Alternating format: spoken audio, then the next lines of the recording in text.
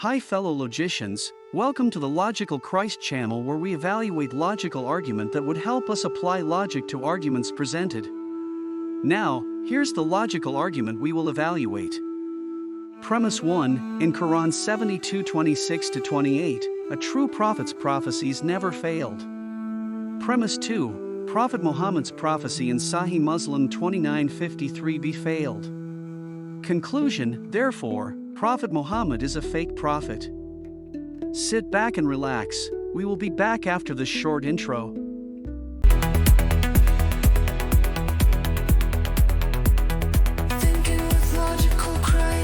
Here again the logical argument. Premise 1, in Quran 72:26-28, a true prophet's prophecies never failed. Premise 2, Prophet Muhammad's prophecy in Sahih Muslim 29:53b failed. Conclusion, therefore, Prophet Muhammad is a fake prophet. Premise 1 argument. In Quran 72:26-28, it states, He alone is the knower of the unseen, and he does not disclose his knowledge of the unseen to anyone, except whom he has approved of messengers, and indeed, he sends before him and behind him observers. This Quranic verse implies that any knowledge of the unseen shared by a true prophet comes directly from Allah and is protected. A failed prophecy would contradict this divine disclosure and will make a prophet to be fake. Now for premise 2 argument. Prophet Muhammad's prophecy about the end of days failed in Sahih Muslim 29:53b, it states, When would the last hour come? Thereupon Allah's messenger kept quiet for a while. Then looked at a young boy in his presence belonging to the tribe of Es-Shanuay, and he said, The last of this boy will not be overtaken by old age until the hour is established. Even more, here is Haris Sultan, an ex-Muslim, detailing more failed prophecy of Prophet Muhammad. The most famous hadith that they quote is the one, Prophet Muhammad said that a time will come, the hour, judgment day will be close, or I don't think he said the judgment day, but he said a time will come when Arabs, goat herders, the Bedouins will be competing with each other in building tall structures. So they go, aha, look, they built Burj Khalifa and the Saudi Tower and all that, Jeddah Tower, I think. Look, Arabs are building tall structures as Prophet Muhammad had predicted. But the second part of the same prediction is that slave girls will be giving birth to their masters. Now, we don't have any slavery, but they don't talk about that. They go, yeah, well, he meant something else. He meant that maids, it's not slaves. In this day and age, it would be maid. But did Muhammad not know the difference between a maid and a slave? Sure. Oh, just ignore that. Wherever they get caught, they say just ignore that. So I'm just going to show you some hadiths where Prophet made some really, really outrageous predictions, and none of them have come true. None of them will ever come true. So let's start with the first one. The hour will not be established till the buttocks of the women of the tribe of Daus move while going round and round the Al-Khalasa. The Al-Khalasa was the idol of Daus tribe, which they used to worship in the pre-Islamic period of Arab ignorance. So the buttocks, who could have thought that Prophet Muhammad would have actually predicted twerk, twerk, twerk, twerk, twerk, twerk.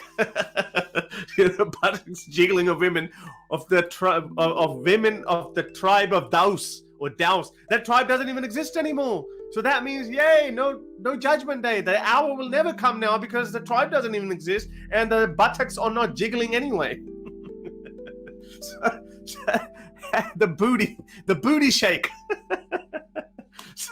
So that's prediction number 1 out of the way. Ridiculous prediction. The only actually, don't be surprised if some Muslims say, aha, see, our prophet knew twerk. Nicki Minaj, you watched that Anaconda song, right? You naughty boys. Prophet Muhammad knew that. All right. Now the second one, this is Sahih Muslim 912. The sun eclipsed during the time of the Messenger of Allah. He stood in great anxiety, fearing that it might be the doomsday, till he came to the mosque. He stood up to pray with prolonged qiyam, ruku, and prostration, which I never saw him doing in the prayer. And then he said, these are the signs which Allah sends, not on account of the death of anyone or life of anyone, but Allah sends them to frighten thereby his servants. So Allah sends these signs to frighten people. about doomsday. That's what Prophet Muhammad is saying. Prophet Muhammad didn't know that we can actually predict all the lunar and solar eclipses 10,000 years into the future. So we already know what kind of signs your God is trying to send. Signs are obviously spontaneous. All right, next prediction, another silly one. The Prophet prayed one of the Isha prayer in his last days, and after finishing with Taslim, he stood up and said, "Do you realize the importance of this night? Nobody present on the surface of the earth tonight would be living after the completion of 100 years from this night." Okay, so here you could say that, okay, maybe Prophet Muhammad is saying that nobody would be alive in 100 years time because, we just live 60, 70 years of age and then we'll be dead. And Prophet Muhammad is saying no, but have a look at it. He says nobody present on the surface of the earth tonight would be living after the completion of 100 years. Okay, most animals also live less than 100 years, but not all. Crocodiles, trees, there's so many trees that are older than 100 years. They can go 300-400 years. Obviously, Prophet Muhammad didn't know that. But okay, all right. Let's just think that maybe he was talking about humans, just humans. He was talking about humans who would not be living after completion of 100 years.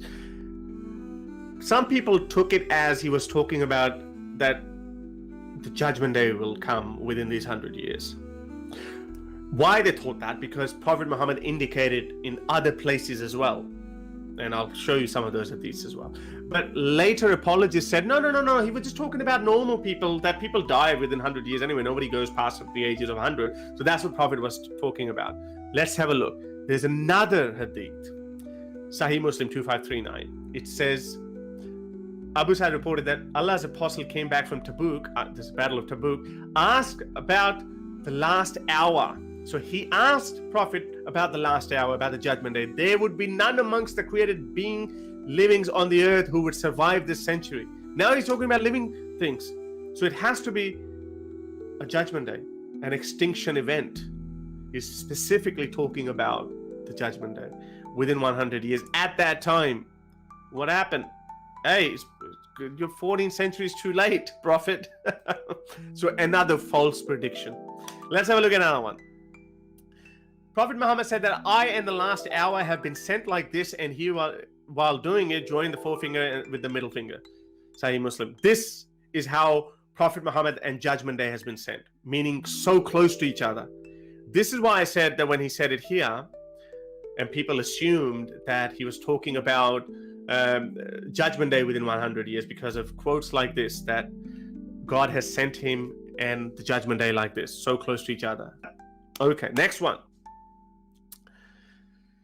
Jabir bin Abdullah swearing by Allah that Ibn Sayyad was the Dajjal. I said to Jabir, how can you swear by Allah? Jabir said, I have heard Umar swearing by Allah regarding this matter in the presence of the Prophet, and the Prophet did not disapprove of it. So basically, Muhammad bin al-Munkadir is telling the story that Jabir bin Abdullah swearing by Allah said that Ibn Sayyad was the Dajjal. Ibn Sayyad was some dude. He was the Dajjal. The Dajjal. Dajjal is meant to come just before the Armageddon, just before the Judgment Day. And Prophet Muhammad did not object to it when Umar and this Jabir guy called Ibn Sayyad a Dajjal. So if the Dajjal was running around 1400 years ago, where is the bloody Armageddon? Where's the Judgment Day? Muhammad genuinely believed that it was very close. Judgment Day was very close, 1400 years ago. All right, next one. It's the same one where he's saying that Prophet Muhammad did not object to it when someone said that Ibn Sayyad was a Dajjal. Ibn Sa'd was a Dajjal. Okay, next one. I heard Allah's messenger saying the last hour would come when the Romans would form a majority amongst people. The last hour would come when Romans would form a majority. Where are the Romans? Romans are only in Rome now.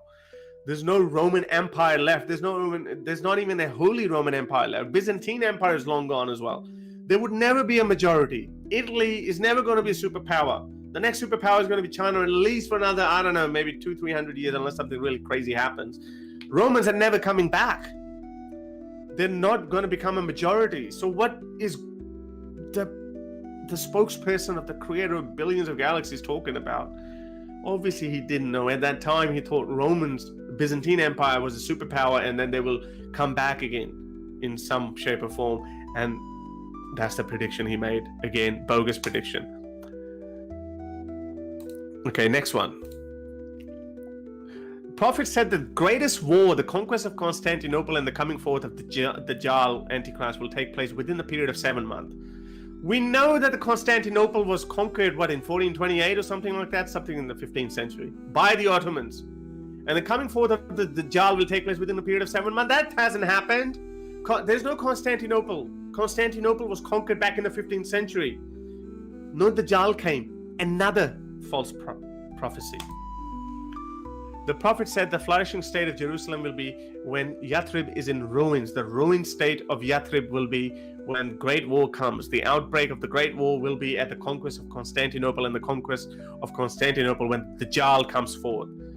So he, the Prophet, struck his thigh or his shoulder with his hand and said, "This is as true as you are here or as you are sitting."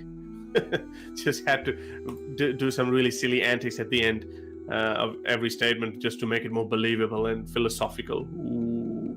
So what is he talking about here? The flourishing state of Jerusalem will be when Yathrib is in ruin, meaning Medina is in ruins. Jerusalem will be doing really well. Well, Jerusalem is doing really well, but so is Medina these days. The ruined state of Yathrib will be when the Great War comes. Great War! Is that the First World War, Second World War, or just any other war? But there have been so many other wars. Nothing happened so far. The outbreak of the Great War will be at the conquest of Constantinople. All right. So the conquest of Constantinople, as I said, happened back in 15th century. If you are referring to that as the Great War, nothing happened. No Dajjal came. False prophecy. Let's get to the last one. There's so many others. I'll do them some other time.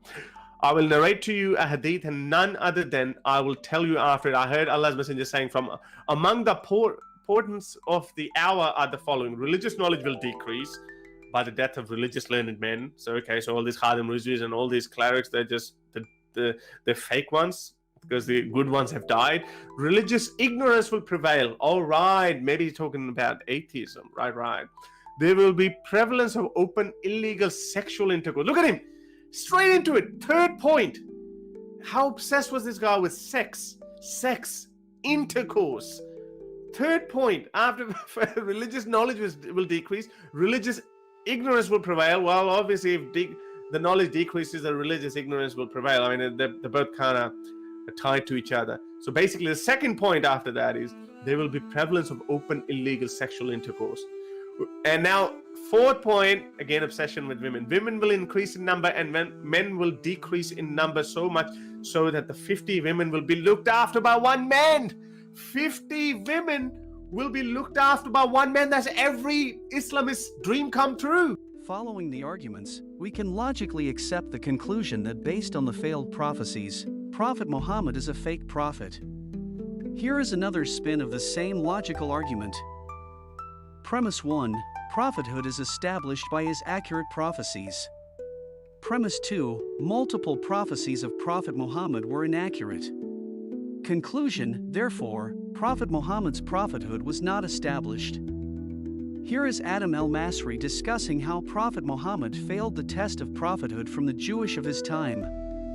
When Muhammad started his calling, claiming that he is a messenger from Allah or God, he was still living in Mecca. The people of Mecca simply didn't accept his claims. They couldn't trust or believe that he was truly a prophet. So they asked him to perform miracles or signs to back up his claims. His response was verse number 59 in Surah Al-Isra, Surah 17, saying, وَمَا مَنَعْنَا أَن نُرْسِلُ بِالْآيَاتِ إِلَّا أَن كَذَّبَ بِهَا الْأَوَّلُونَ, meaning, and we refrain from sending the signs or miracles only because the men of former generations treated them as false. This response in itself is illogical and cannot come from an all-just God. Imagine a father telling his son, "You're not getting any toys because your older brothers broke their toys when they were given one," punishing someone for the sins of others or even generations past. This is totally unfair. But let's get back to the story. Muhammad couldn't perform miracles to convince the people of Mecca of his prophethood. So the people of Mecca decided to ask the Jews for their advice. Why the Jews, you may wonder? Simply because the Jews had their own scriptures, and they are most familiar with prophethood and what makes a man a prophet and what does not. One of the major Islamic interpretations, Tafsir al-Qurtubi, tells us the details of this story. Al-Qurtubi, a very famous Islamic scholar, as well as Ibn Ishaq, tells us the story of Quraysh sending two of their men named An-Nadr ibn al-Harith and Uqba ibn Abi Ma'id. They sent them to some Jewish rabbis in the Medina to ask them about Muhammad's claims. The Jewish rabbis told them, ask Muhammad about three things. If he can answer them correctly, then he is a prophet. And if he can't, then he is a fraud. Go and ask Muhammad about the spirit, the young men from ancient time, how many were they and what was their story, and ask him about Dhul Qarnayn, the two-horned one. Now, these three things that the Jewish rabbis asked about may appear to the naked eye as if they are three separate and random questions, but they are neither separate nor random. It was a brilliant tactic, and I will explain why in a moment. Meanwhile, the men went back to Quraysh and asked Muhammad about those three things. Muhammad, having no clue about these things, he replied, "Leave it with me. I will answer your questions tomorrow." And the men left.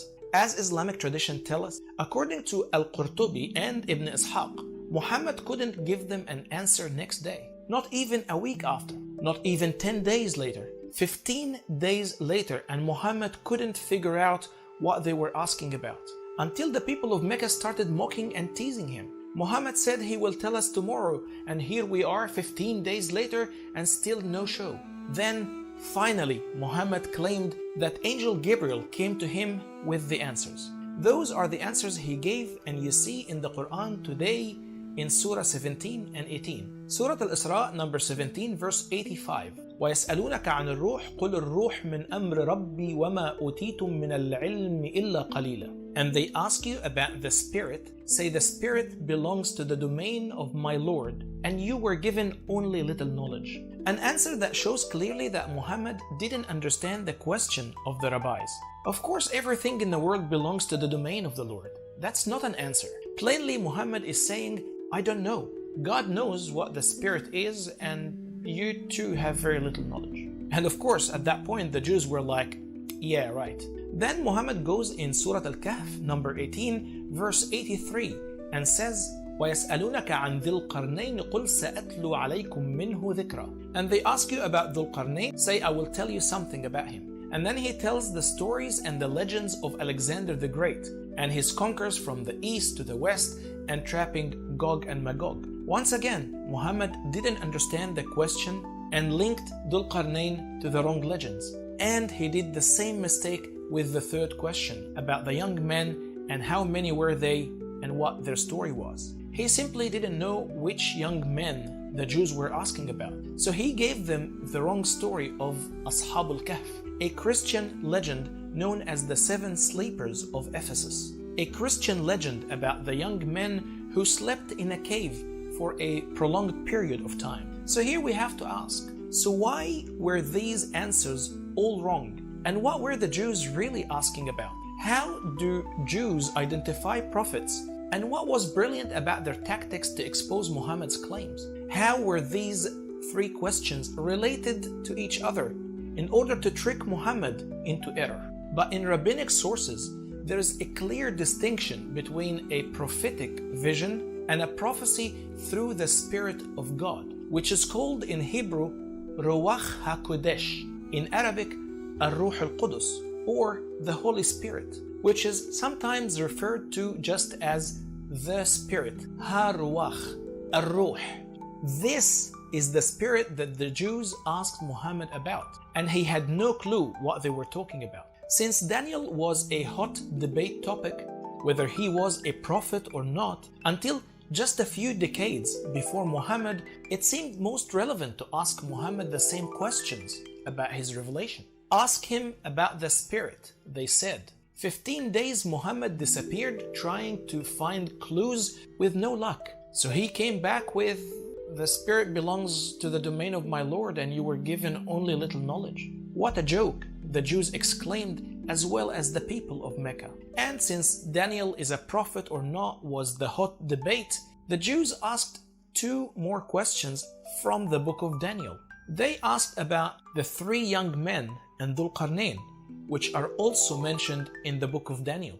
Do you know about these, Muhammad? Again, Muhammad had no clue what they are talking about. To Muhammad, the questions seemed too vague and even random and not linked to each other. Brilliant tactic, because even if their questions confused Muhammad, it shouldn't confuse God. Muhammad, as a human, may get confused, but surely God will know what they're asking about. After all, we're talking about a few decades of debating prophecy and the prophethood of Daniel. Surely God will be able to prove Muhammad's prophethood if he is a true messenger from God. But then Muhammad couldn't come up with the answers for 15 days, even though he said, "I will tell you tomorrow." Then he came back with completely irrelevant answers. In Surah 18 from verse 10 to 23, detailing the legend of the 7 sleepers of Ephesus. And to save face, he ends the story with verse 23 saying, "And never say anything, I will definitely do this tomorrow,"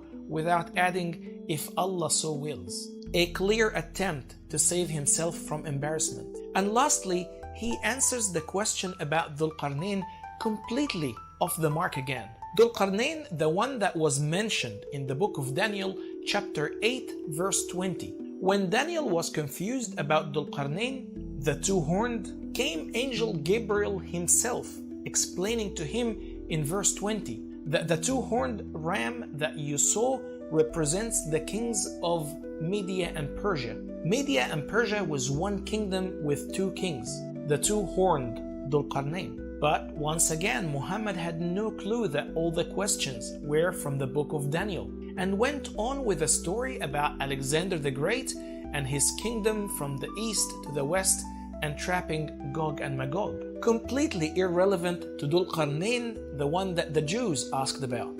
Finally, after our evaluation of the premises, we have a solid logical argument that Premise 1. Prophethood is established by his accurate prophecies.